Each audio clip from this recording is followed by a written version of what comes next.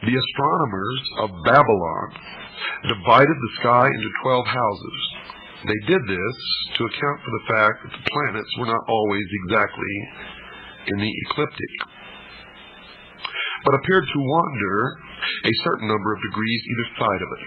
They therefore had to assume that each sign of the zodiac extended its influence through a fixed portion of the sky, which they thought of as a house to which a planet could return when it completed one of its journeys about the sun.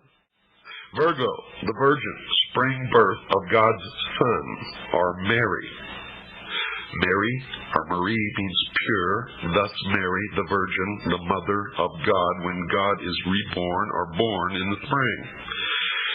And that is where the mother holding the child, Isis with the child, Horus, and all through the history of the world, you will find a virgin holding a child in every culture, every language, in every continent of this earth. That's why you find that there are different levels of the being. And each one of us in the depth has its own level, according with its own development, which has to be through willpower, through the activity of the Divine Mother. So, when the Divine Mother creates the universe, when the universe emerges, that's why you find a variety of suns, planets, moons. Each one of them individually have their own particular Mother Nature, which is the second aspect. This second aspect is represented by the Greeks with Diana, the hunter, which, as you see, is in the right bottom of the graphic. Diana represents the Divine Mother Nature, which also is represented in many religions as Tonantzin, Rhea, Cibeles, Isis. Between parentheses, Isis in the ancient Egypt is symbolized as the uncreated Divine Mother and the created Divine Mother, the manifested and the unmanifested. And in Christianity, they call it Mary, they call it the Three Marys. And she is represented in the mother of Jesus of Nazareth, called Mary or Miriam. The column to Isis bears this inscription, quote, I am Isis, queen of this country. I was instructed by Mercury. No one can destroy the laws which I have established. I am the eldest daughter of Saturn, the most ancient of gods. I am the wife and sister of Osiris the king. I first made known to mortals the use of wheat. I am the mother of Horus the king. In my honor was the city of Bubastis built. Rejoice, O Egypt, rejoice, land that gave me birth, unquote. Isis, then, as the scattered but still consecrated body of initiates, began the great search for the secret that was lost. In all parts of the world, according to their teachings, the virtuous raised their hands to the heavens, pleading for the restoration of the reign of truth. This congregation of those who prayed, who labored, and who waited, the great congregation of a world in anguish, this is Isis in sackcloth and ashes, searching for the body of her Lord. The purpose of the Osiric rite is therefore revealed as twofold. The first motive was the almost hopeless effort made by the bereaved Isis to restore her husband to life. She hovers above his corpse in the form of a bird, trying to restore his breath by the fluttering of her own wings. This ceremony is concealed in the book of the Respirations. The causing of Osiris to breathe again is the great abstract ideal. The second and more imminent motive which actuated Isis was to avenge herself upon Typhon. Christianity and to destroy his power over the world. Now we can apply this analogy to a great modern system of initiation called Freemasonry. You see, for Freemasonry as an institution is Isis, the mother of mysteries, from whose dark womb the initiates are born in the mystery of the second or philosophic birth. Thus all adepts, by virtue of their participation in the rites, are figuratively at least the sons of Isis. As Isis is the widow seeking to restore her lord and to avenge his cruel murder, it follows that all master masons or master builders are widows' sons. Freemasons are Horai. They are the eye of Osiris, whose body, therefore, is made up of eyes. Each initiate is a Horus. Each is a hawk of the sun, spelled S-U-N, and for one reason is each raised, and that is that he may join the army, which is to avenge the destruction of wisdom and restore the reign of the all-seeing Lord, Lucifer. Each one is dedicated to the overthrowing of the reign of Christianity. The great battle in which the sons of the hawk rout the hosts of darkness is the mysterious Armageddon of Revelation. They believe that the Armageddon of Revelation is the Kurukshetras of the Mahabharata and the Ragnarok of the Eddas. In this battle, the hosts of the adversary shall be routed forever.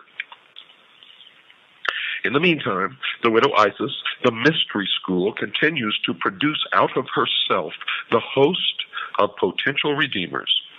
Spiritual education continues from age to age in secret, and though temporarily obscured in this generation or in that, its onward process, they believe, is inevitable. Out of the hidden house, guarded by the silent God, must someday issue the glorious and illumined Horus. 666 is the number of that man, the very incarnation of his own father, Osiris or Lucifer, the personification of the Lord of Abydos, the avenger of all, and the just God in whom there is no death.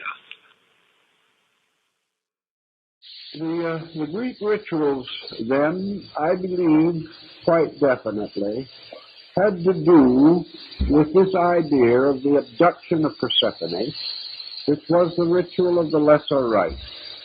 In this abduction is a final arbitration is achieved, and Persephone is allowed to return to the upper world half of the year and remains as queen of Hades the other half of the year.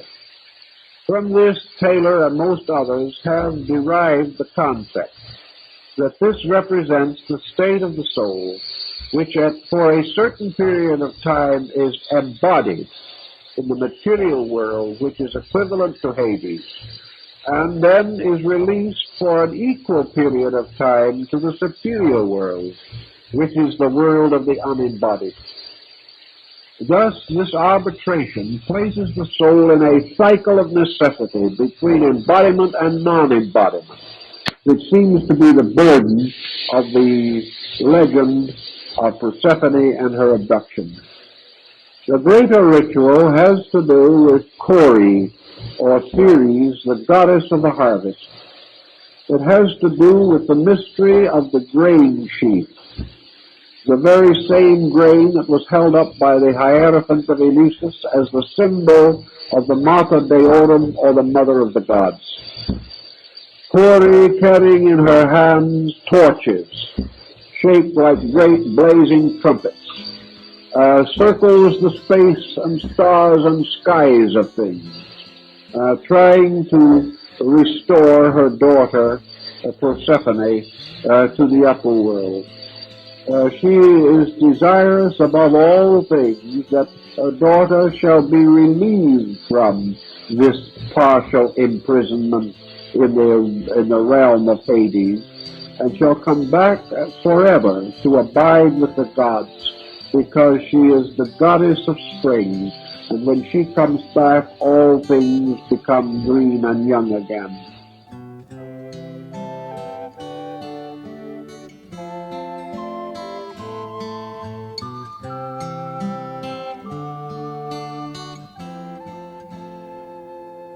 There's a lady who sure All it glitters is gold, and she's buying a stairway to heaven. When she gets there, she knows if the stores are all closed, with a word she can get what she came for. Ooh, and she's buying a stairway to heaven. There's a sign on the wall, but she wants to be sure, 'cause you know sometimes words have two meanings.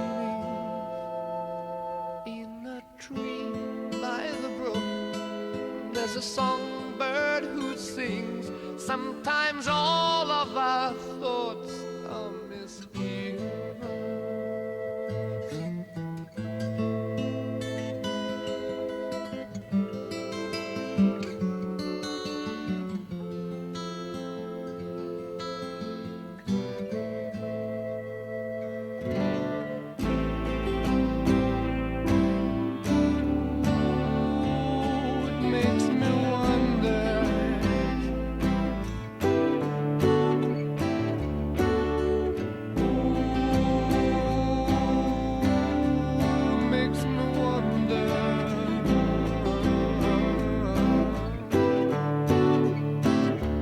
There's a feeling I get when I look to the west, and my spirit is crying for leaving.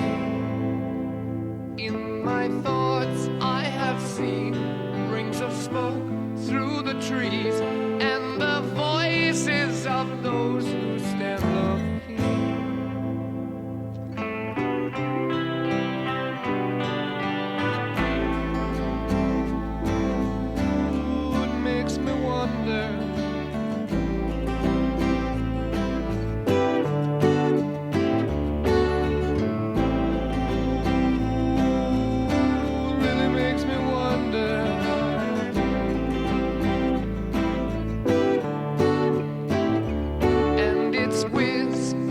Soon, if we all call the tune, then the piper will lead us to reason, and a new day will dawn for those who stand long, and the forests will echo with laughter.